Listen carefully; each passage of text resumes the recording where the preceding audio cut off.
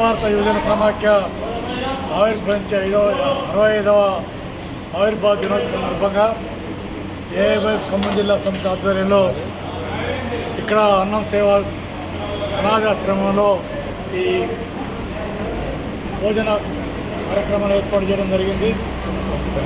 అఖిల భారత యువజన సమాఖ్య భారతదేశంలో ఉన్నటువంటి యువజన సమస్యల మీద దేశవ్యాప్తంగా అనేక ఉద్యమాలు నిర్వహించిన చరిత్ర ఉంది.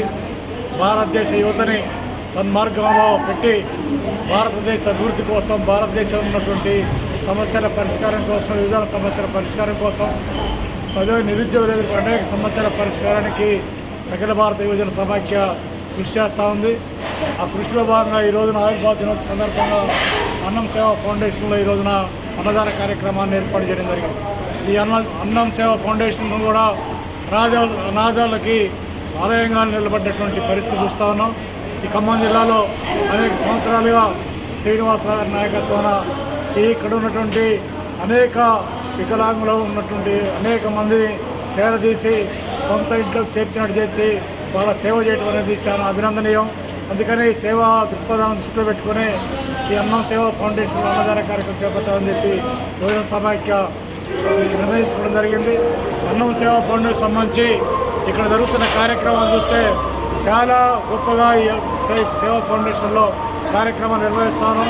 ఈ సేవా ఫౌండేషన్ పనిచేస్తున్నటువంటి వర్కర్స్ కానీ, శ్రీనివాసరావు కానీ భారత కమ్యూనిస్ట్ పార్టీ ఖమ్మం జిల్లా సందర్భంగా అభినందనలు తెలియజేస్తాను. ఈ సమాజంలో అనాథకి అనాదరణకు గురైనటువంటి అనేక మంది వికలాంగుల్ని చేరదీసి సేవ చేయడం అనేది అభినందనీయం. దీనికి కూడా గవర్నమెంట్ అన్ని రకాల సహాయ సహకారాలు అందించాల్సిన అవసరం ఉంది.